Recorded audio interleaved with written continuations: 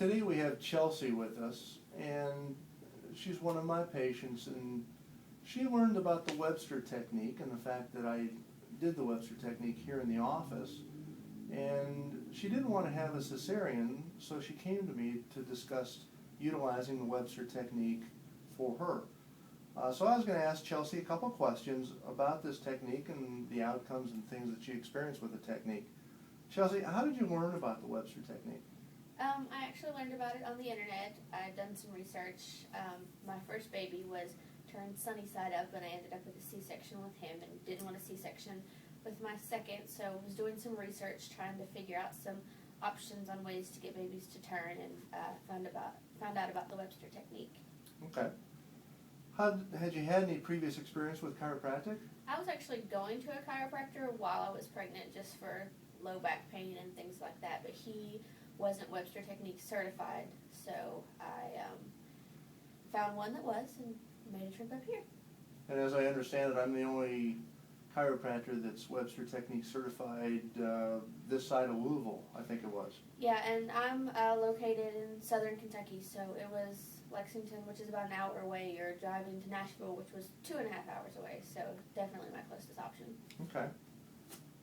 What did you think about the Webster technique here in the office when we utilized it on you? I was actually really surprised with how simple it was.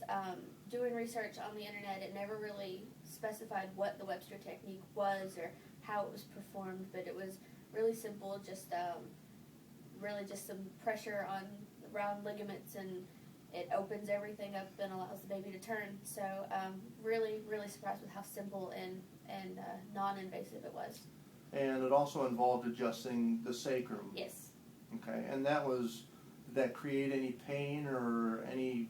No, actually, doing all that, kind of helped my body to relax. I felt well adjusted and fine.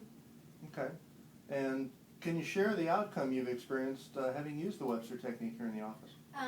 I came for 2 visits here before I went back to my doctor, and whenever I went back, the baby was turned correctly, so I had a VBAC, actually a VBAC with a 9-pound baby, so she was very large, but everything worked out great, and I got the result that I wanted. Well, thanks, Chelsea, for sharing your story. We appreciate it. And now you just remain a support care patient here at the office, is that correct? Yeah, just regular maintenance, so I don't get tired or sore or anything. So. Good. Well, I appreciate your time, Chelsea. Thanks. Thanks.